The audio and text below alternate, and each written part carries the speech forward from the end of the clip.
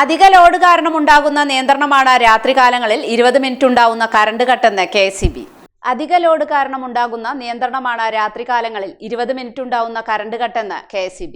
ഇത് load ഷെഡിങ്ങോ power കട്ടോ അല്ലെന്നാണ് KSEB പറയുന്നത്. ചൂട് കൂടിയതോടെ AC, ഫാൻ ഉൾപ്പെടെ ഉള്ള ഉപകരണങ്ങളുടെ ഉപയോഗം വർദ്ധിച്ചതോടെ വൈദ്യുതിയുടെ ഉപഭോഗവും വർദ്ധിച്ചു. ലോഡ് വർദ്ധിച്ച് ലൈനിൽ തകരാർ സംഭവിക്കാതിരിക്കാനുള്ള നിയന്ത്രണമാണ് നിലവിലുള്ളതെന്നും ഇത് പവർ കട്ട് ആണെന്നുള്ളത് തെറ്റാണെന്നും KSEB അറിയിച്ചു. സബ്സ്റ്റേഷനുകളിൽ നിന്ന് ട്രാൻസ്ഫോർമറുകളിലേക്ക് വൈദ്യുതി എത്തിക്കുന്ന ലൈനിൽ അധിക ലോഡ് വരുമ്പോഴാണ് സബ്സ്റ്റേഷനുകളിലെ 11 kV ഫീഡറുകളിൽ 15 മിനിറ്റ് നിയന്ത്രണം ഏർപ്പെടുത്തുന്നത്. അല്ലെങ്കിൽ ലോഡ് താങ്ങാനാവാതെ 110 kV, 66 kV, 220 kV ലൈനുകൾ പൊട്ടിവീഴുകയും കേരളം മുഴുവൻ ഇരുട്ടിലാവുകയും ചെയ്യുമെന്നും അത് ഒഴിവാക്കാനാണ് നിയന്ത്രണമെന്നും KSEB അറിയിച്ചു.